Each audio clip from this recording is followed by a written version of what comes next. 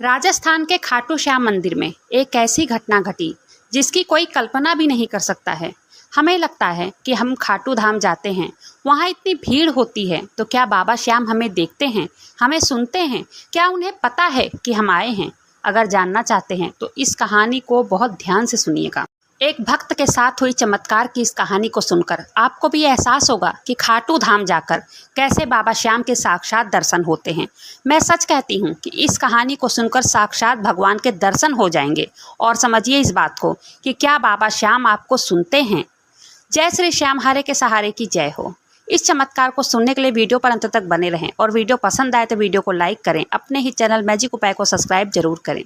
तो चलिए वीडियो पर आगे बढ़ते हैं। यह कहानी 5 साल पहले की है। राजस्थान की रहने वाली बिमला जी की है।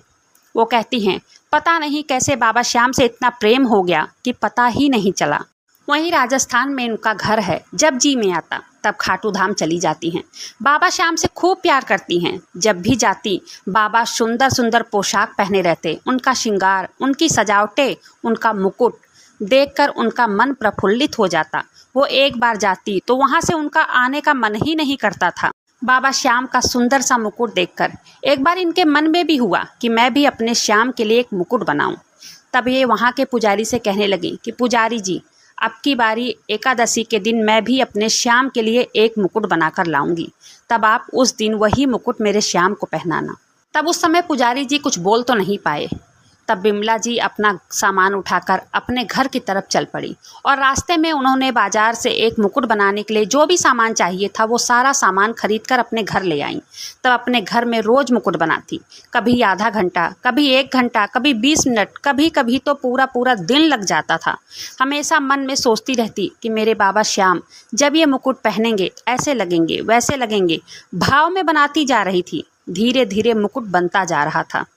बाबा श्याम का मुकुट बनकर तैयार हो गया और वो लेकर खाटू धाम पहुंच गई। 11 के दिन वहां जाकर उन्होंने पुजारी जी से कहा कि पुजारी जी, मैं मुकुट बनाकर लाई हूँ, आज यही मुकुट मेरे बाबा श्याम को पहना दीजिए। तब पुजारी जी ने कहा, वह ऐसा नहीं हो सकता, मुकुट यहाँ मंदिर में होता है, वही पहनाया जाता है। और वैसे भी आज एकादशी है, आज तो बाबा श्याम का भव्य श्रृंगार हुआ है, तब ये मुकुट मैं आज नहीं पहना पाऊंगा। तब उन्होंने कहा कि देखिए ना, मेरा बनाया हुआ मुकुट है, बहुत सुंदर लग रहा है। मैंने इसमें बहुत सारे सितारे लगाए हैं। जब मेरे बाबा श्याम पहनेंगे तब उनके श्रृंगार में 4 चांद लग जाएंगे।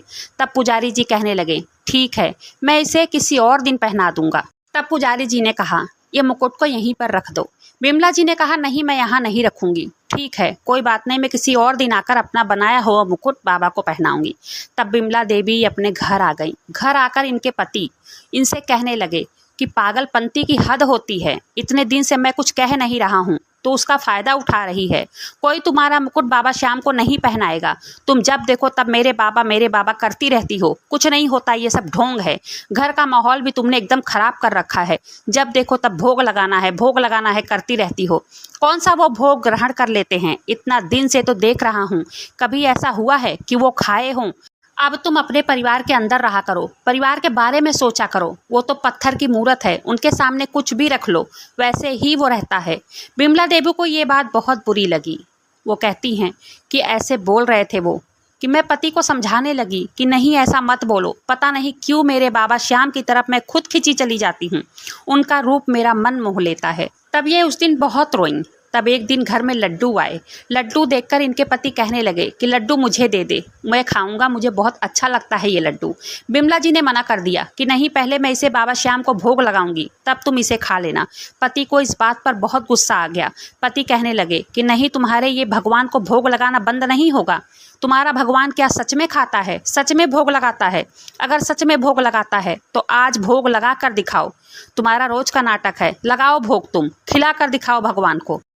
अगर आज तुम्हारे भगवान ने भोग लगा लिया तब जीवन में मैं तुम्हें कभी नहीं रोकूंगा, कभी नहीं टोकूंगा। तुम जैसा कहोगी मैं भी वैसा ही करूंगा।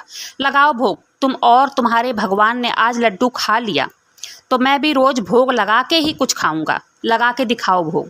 तब इनको बहुत रोना आया और ये बहुत रोईं। इन्होंने कहा ठीक है, और थाली में लड्डुओं को ले लिया और उसी समय इनके पति और ये दोनों खाटू धाम मंदिर चले गए। और वहाँ बिमला जी ने कहा, भोग लगाइए भगवान, हे बाबा श्याम, इस लड्डुओं को ग्रहण कीजिए। भगवान से निरंतर प्रार्थना करती रही और बाबा श्याम से बिमला देवी कहने लगी, हे बाबा श्याम, मेरी इज्जत आपके हाथों में है। मेरी इज्जत की बात है, रोज़ ताने सुनती हूँ। आज आपको भोग लगाना ही होगा, आज आपको यह लड्डू खाना ही होगा। अगर आप आज भोग नहीं लगाएंगे तो जीवन भर मैं अपने पति के सामने झूठी साबित होती जाऊंगी। आज आपको भोग लगाना ही होगा मेरे बाबा, मैं यहीं बैठी रहूंगी और आप भी यहीं हैं, मैं भी यहीं हूँ और तब तक बैठी रहूंगी जब तक कि आप भोग नहीं लगाएंगे। और बाबा श्याम से बार बार प्रार्थना करती रही, सामने थाली को देखती रही कि भगवान ने भोग लगाया होगा कि नहीं। थाली में लड्डुओं पर मक्खियाँ भिनभिनाने लगी, तब इनके पति ने मक्खियों को उड़ा दिया। थोड़ी देर में चींटियाँ कतार लगाने लगी, तब चींटियों को भी इनके पति ने भगा दिया। इतने देर में एक भिक्षुक आ गया और इनसे कहने लगा, कुछ खाने को दे दो। तब इनके पति ने उसको भी भगा दिया। मंदिर के सामने बैठे बैठे पूरा दिन बीत गया। तब बिमला देवी को बहुत गुस्सा आया और बिमला जी ने थाली उठाई और मंदिर के बाहर ले जाकर थाली को जोर से पटक दिया। सारे लड्डू जमीन पर गिर गए और अपने पति से कहने लगी कि तुम ठीक कहते हो, भगवान नहीं है, वो पत्थर की मूरत है, वो भोग नहीं लगाए, मैं ही पागल हूँ। उनको इतने सालों से भोग लगा रही हूँ, मैं ही दीवानी हूँ उनकी, उनके प्रेम में मैं ही पागल हूँ। उन्हें मुझसे कोई प्रेम नहीं है। मुझसे उन्हें प्रेम होता तो आज वो मेरी इज्जत रख लेते, लेकिन वो नहीं आए। तब पति ने कहा, मैं तो पहले से ही कह रहा था, तुम मानी नहीं रही थी। तब आज के बाद भगवान को भोग लगाने का समय नष्ट मत करना। दोनों पति पत्नी ने भोजन किया और सो गए। दोनों सो गए तो बाबा श्याम ब्राह्मण के भेष में बिमला देवी के सपने में आते हैं। सपने में आकर बाबा श्याम बिमला देवी से कहते हैं, वाह, बहुत ही स्वादिष्ट लड्डू थे, लेकिन काफ़ी देर लगा दी तूने मुझे देने में। तब बिमला जी ने कहा, देर कहाँ लगा दी प्रभु, सुबह से ही तो इंतजार कर रही थी कि आप भोग लगाओगे, लेकिन आपने भोग ही नहीं लगाया, पूरा दिन भोग नहीं लगाया। मैंने कितनी देर आपका इंतजार किया।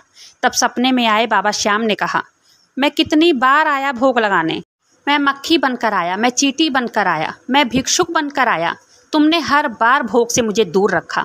तेरे पति ने हर बार मुझे भगा दिया। उसके बाद जब शाम हो गई, जब वो थाली तूने पटक दिया था, तब वो मिट्टी में लगा हुआ भोग मैंने ग्रहण किया, चींटी बनकर ग्रहण किया, मक्खी बनकर ग्रहण किया, लेकिन तुमने बहुत देर लगा दी मुझे आज भोग लगाने में। और हाँ, वो मेरा मुकुट कब ले आओगी जो मेरे लिए तुमने बनाया है। तब इस बात को सुनकर बिमला जी फूट फूट कर रोने लगी। उन्होंने प्रभु से क्षमा याचना किया। उन्होंने कहा, हे प्रभु, मुझे माफ़ करें, मुझसे इतनी बड़ी गलती हो गई। मैं नादान थी, मैं बुद्धिहीन थी, मैं समझ नहीं पाई। वैसे तो मैं जानती हूँ कि आप कण कण में विद्यमान हो, आप हर जीव के अंदर हो, आप तो किसी भी रूप में आकर भोग लगा सकते हो। और यह कहते हुए बिमला जी बहुत रोने लगी, क्षमा याचना करने लगी। दोस्तों, हम सभी भगवान को भोग लगाते हैं और हम हमेशा यही सोचते हैं कि भगवान हमारे लगाए हुए भोग को ग्रहण कैसे करते हैं। तो भक्तों, जब हम किसी इच्छुक जीव या मनुष्य को उनको भोजन देते हैं, उनको भोजन ग्रहण करवाते हैं, तो वो भोजन स्वयं ईश्वर ही ग्रहण करते हैं। जब किसी भिक्षुक को, किसी पशु पक्षी को, किसी जानवर को भोजन देते हैं, तो वो स्वयं भगवान ही ग्रहण करते हैं, क्योंकि वो हर जीव के अंदर होते हैं। जब भी हम किसी का भला करते हैं, किसी के लिए उपकार का कार्य कर रहे होते हैं, तब वो सारे उपकार का सारा कार्य भोजन भगवान ही ग्रहण कर रहे होते हैं। सुबह सुबह बिमला जी उठकर अपने पति से सपने की सारी बातें बताई और उनसे कहने लगी कि देखिए जी, मेरे प्रभु कई बार प्रसाद ग्रहण करने आए थे, लेकिन आपने हर किसी को भगा दिया। तब इनके पति इनके बातें सुनकर, उनके पास कोई शब्द ही नहीं था कि वो कोई बात का उत्तर दे पाएँ। वो कुछ बोले नहीं। तब बिमला जी कहने लगी कि बाबा श्याम को वो मुकुट अर्पण करना है, चलिए ना खाटू धाम। तब इनके पति इनसे कहने लगे कि वहाँ कोई तेरा ये मुकुट नहीं लेगा, पागल मत बन। तब बिमला जी ने कहा कि नहीं, बाबा श्याम ने मुझे खुद सपने में कहा कि मुझे मुकुट दे दो। न चाहते हुए भी बिमला जी और उनके पति खाटू धाम चले गए मुकुट लेकर। वहाँ लाइन में लगकर वो बाबा श्याम के सामने पहुंची। तब पुजारी जी ने इनको देखकर पहचान लिया और कहने लगे कि तुम्हारा मैं कितना दिनों से इंतजार कर रहा था, तुम कहाँ थी। तब बिमला जी कहने लगी, क्यों, क्या हुआ। तब वो पुजारी जी कहने लगे कि जिस दिन तुम वो मुकुट लाई थी और मैंने बाबा श्याम को पहनाने से मना कर दिया, उसी रात मैंने बाबा श्याम को सपने में देखा, उनके दर्शन किए। वो कह रहे हैं कि वो मुकुट बहुत सुंदर था, तुमने मुझे क्यों नहीं पहनाया। तब मैंने उनसे क्षमा याचना की और तब से ही तुम्हारा इंतजार कर रहा था कि तुम कब आओगी वो मुकुट लेकर और मैं बाबा को पहना दूं। तब बिमला जी वो मुकुट पुजारी को दे देती हैं। पुजारी जी ने वो मुकुट बाबा श्याम को भेंट किया तब इनके पति यह सब देखकर हैरान रह गए, दंग रह गए और बोले, बिमला तुमने सही कहा था, बाबा श्याम हैं, वो तुम्हारा बनाया हुआ मुकुट भी पहन लिए, तुम्हारा भोग भी अर्पण किए। दोस्तों, भाव और विश्वास में वो शक्ति है जो कि भगवान को भी खुद आना पड़ता है अपने भक्त के बुलाने पर। और ये सब होता है भाव और विश्वास के साथ। जब एक भक्त का विश्वास अटूट होता है तो भगवान को भी खुद चलकर आना पड़ता है अपने भक्त के बुलाने पर। तो इनके साथ हुई चमत्कार की सत्य कहानी यहीं पर समाप्त होती है।